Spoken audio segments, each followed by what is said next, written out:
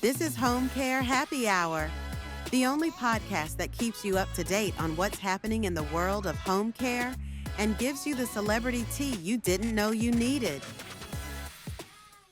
Hey listeners, quick question for all the home care agency owners out there. Are you tired of dealing with denied claims or recoupments? We've got just the solution for you. Today's episode is brought to you by Geo, the easiest EVV software on the market. But Geo doesn't just offer top-notch software. They also have a real-life billing team that can completely handle your billing for you. Imagine never having to worry about denied claims or recoupments again. One of their clients recently recovered a whopping $328,000 in back billing thanks to Geo. Yes, you heard that right, $328,000. With Geo, you can focus more on providing excellent care to your clients and less on those stressful billing issues. Ready to take your agency to the next level? Learn more at geoh.app and see how Geo can make your billing worries disappear. Now, back to our show. Well, hello and welcome to Home Care Happy Hour. If you're a home care provider in Georgia, you're going to want to stick around for this one, you guys, because July 1st is coming up fast. There are 4 Medicaid updates that could seriously affect enrollment in your payments. And I'm on with Kate today. Hey, Kate. Hey, Bailey. Always good to see you. Yes, always good to see you too, Kate. Yeah, so we're talking about suspended accounts, denied claims, and the kind of stuff that keeps our agency owners up at night this week, specifically for Georgia. And today. Boy, does it. I'll tell you what, they change things like this. You know it's going to impact your bottom line. You know it's going to impact your claims. You know it's going to impact whether or not you're in compliance, all that kind of stuff. Yeah. And so we're actually going to switch it up today. We're going to do celebrity updates at the end, and we're going to go ahead and jump into the Georgia Medicaid updates, everything you guys need to know before July 1st. So let's get into it. Let's do it. All right, guys. So first things first, your license and certification. Here's basically how this works. Georgia Medicaid will actually send you a reminder letter for 90 days before your license and certification expires. And that's really great. But then there's the people who drop the ball, or maybe you don't get the letter in the mail. They set it down, life gets busy, and then before you know it, you miss the deadline, which if you're one of these people, don't feel upset. This happens more often than you guys might think. If you don't submit your updated documents before the expiration date, your enrollment gets suspended the very next day. No warning, no grace period. Yep. So when that letter comes in, treat it like it's on fire and handle it immediately. Yes. And I know I'm guilty about this. I walk in after checking the mail. I just put it down. I get back to it 3 or 4 days later when I remember, or the kid tries to drag it off, the countertop. But yeah, it's worth opening your mail for. Or if you live in an apartment, I live in a city, so I live in an apartment, and let me tell you, there have been times where I haven't checked my mail for weeks because I got to walk all the way down the street, go into the mailroom, remember my key. Like, it's a whole thing. Yes. And so this is an important reminder for Georgia providers to be checking your mailbox for these letters, but also just check your enrollment and provider revalidation before that point and know when it's going to expire. And as a friendly reminder, you can't get a letter if the address is wrong. So go make sure, we say this all the time, but go make sure that your address is correct, your contact information is correct, your name is spelled right, all of that kind of stuff, because it's going to prevent you from actually receiving the notice that you need to be aware of. Point number 2. Federal rules say that Medicaid providers have to revalidate their enrollment at least every 5 years, which is pretty standard, but DCH has already identified providers who haven't done that yet. And if that's you, the clock is ticking, you guys. So after July 1st, if you haven't revalidated, your enrollment will get suspended. Any claims with a date of service after July 1st, not getting paid. It doesn't matter if you're a traditional fee-for-service, Peach Care Kids, or Georgia Families AmeriGroup, CareSource, Peach State, none of it. What we have heard is that our understanding is none of it will get paid. So seriously, guys, go check your status today. Don't just assume you're okay. Absolutely. July 1st is going to be here faster than you know it. And that 5-year revalidation window is probably going to shrink. This is something that, we've talked about in other podcasts, but CMS is encouraging states to have their providers revalidate more often than every 5 years. So keep an eye out. Make sure that you're current on your stuff. Go get your paperwork done. Go get it in. You also do it through the GAMIS portal. So same spot as we, have talked about the mmis.georgia.gov. get that knocked out. And July 1st is right around the corner. All right. Group enrollment has actually been live since July 1st of last year. But here's the thing, up until now, if there was an issue with group enrollment claim, it would still pay. It was set up to pay and report. But starting July 1st, here's the update, y'all. That's flipping to deny, meaning if your group enrollment isn't set up correctly, those claims are getting rejected. To get enrolled as a group, you need to go to mims.georgia.gov, hit Provider Enrollment Application, choose the Group/Billing Application tab, fill in your group and rendering provider info, and include your existing payee Medicaid ID. Simple process there. Yeah, so you're going to hit Provider Enrollment App, choose Group Billing Application, and then fill your rendering provider info. So you might want to pinpoint this minute mark, hit pause, replay that, and go do that. Yep, that's all on the GAMIS website. So that's something you should be checking anyway, guys. That's where you can find your prior authorizations. It's where you should be getting provider updates, that kind of stuff. You should be checking the GAMIS website anyway. So GAMIS is where you're going to get this knocked out. Yeah. All right. Point 4 we want to point out to you guys today is sourcing prior authorizations is moving to monthly. So back on May 18th, Georgia launched Georgia Horizons, a brand new case management system for EDWP case management agencies and area agencies on aging. And with that launch, source prior authorizations are shifting from annual to monthly authorizations. Mm-hmm. So that's a pretty big change. I mean, annually, that means yearly. And then you're switching to monthly. That means you have to check this 12 times now, right? Yep. Mm-hmm. Yeah. So this isn't brand new territory. CCSP has been doing this for monthly PAs. So this just brings source in line with that. And we do have a little bit of good news for you guys. If you already have an annual source PA, it's still valid through its current expiration date. The monthly format kicks in after your next annual renewal. So there's no immediate disruption here. It's just something to be aware of going forward. Definitely. And keep in mind, guys, if you're an agency that kind of struggles with managing the end of that authorization, maybe you're over your units, you haven't been using them quite enough previously, this might be something that comes at the end of that period, whether it's actually in December or if it's sometime throughout the year. But these monthly authorizations mean that you might struggle with that every single month if you're not on top of it, if you have a hard time handling those kind of authorizations and making sure you hit it on the money every time. Yeah.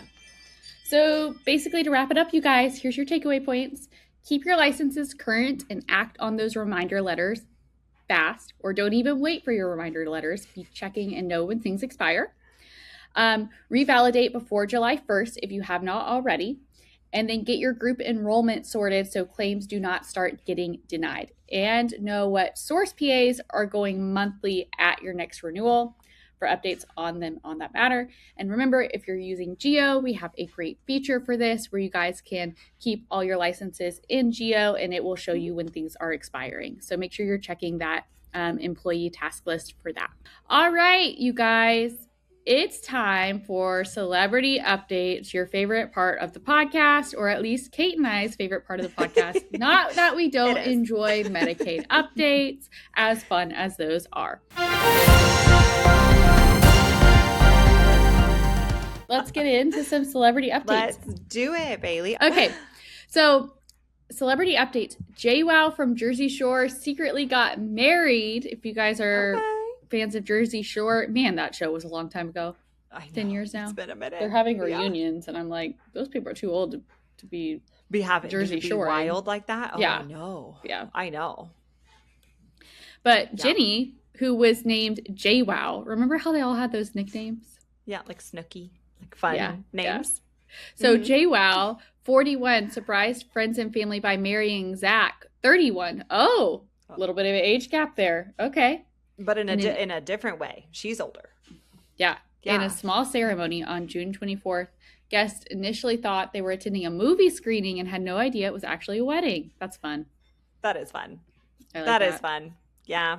I kind of talked about Santi and I were like, how do we want to get married? What are we going to do? Whatever. Yeah. And we were like, should we just like elope and do something surprise like wedding? Quick, you know? Yeah. But you eloped. I eloped. It was COVID era. We kind of had to. But if I could do anything, I think the surprise wedding would have been the choice, That feels because you very would have on just brand for thrown a you. party, and anyone who Yes. comes to your party and likes you enough just to come to your party, which is a Yes. smaller crowd, would then be at your Yes. wedding, and then you can Yes. invite everyone and be like, well, you Surprise. didn't want to come, that's on you. Yeah. like yeah Yeah. I think that it would also be fun. it 100% feels on brand for you to have a surprise wedding. Surprise. Yeah, I think that's the fun way to do it. Lionel Richie was in the hospital. The iconic 77-year-old singer was forced to cut his latest concert show and was hospitalized after experiencing sudden dizziness. Man, listen, That's 77 and still doing concerts. Woo! He's got some get up and go. I'll tell you I know, what. good for him. Yeah. Reese Witherspoon, the Elle Woods girl, the Legally Blonde lady, all of the things, made her first public appearance with her new boyfriend, Hard launch. Oliver Harmon. Okay, let's wanna decide if Google we him. What think does he look Oliver like? Harmon is cute. I know, Here we go. Oliver Harmon. I know. No. Wait, what? He looks like successful. Okay, but I don't think she has to marry for money. What does She's he Reese do? Witherspoon. In this economy, Kate, we can't be dating No, only you're right. for looks.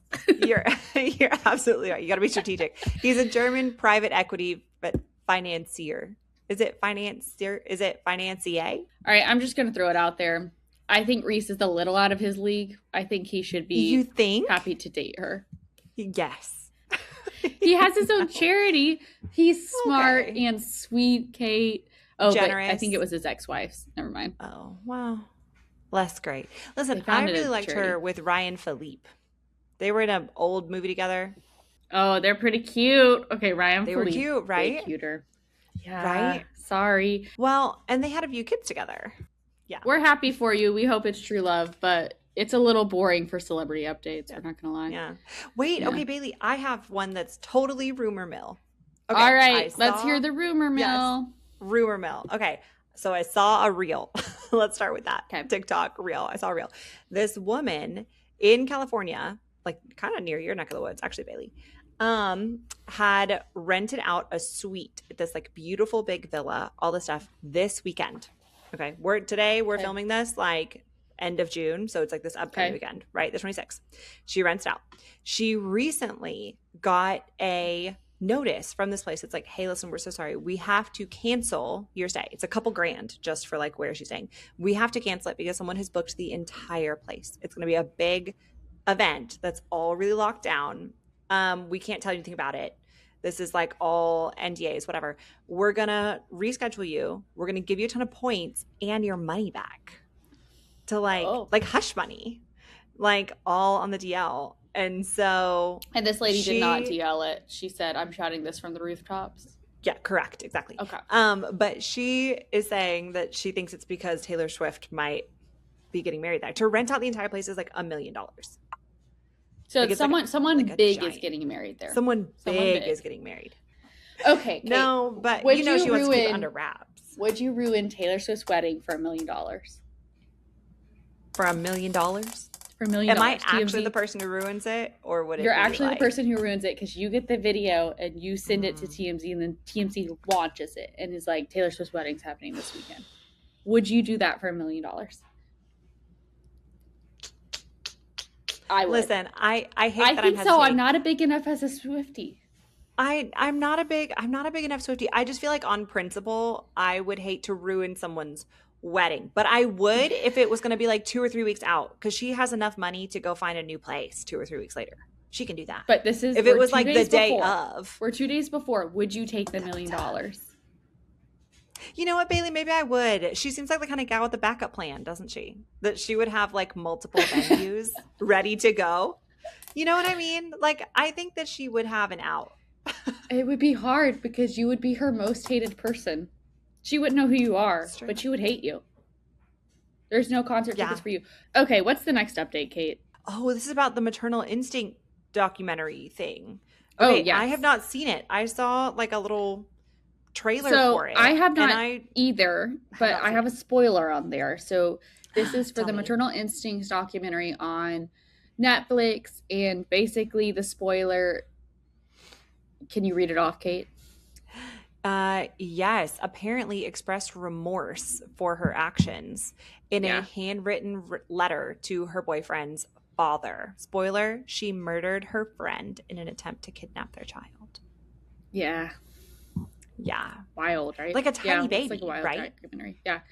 And so basically she's writing sorry letters from jail. So those are going out now. That might be it. What do you have, Kate?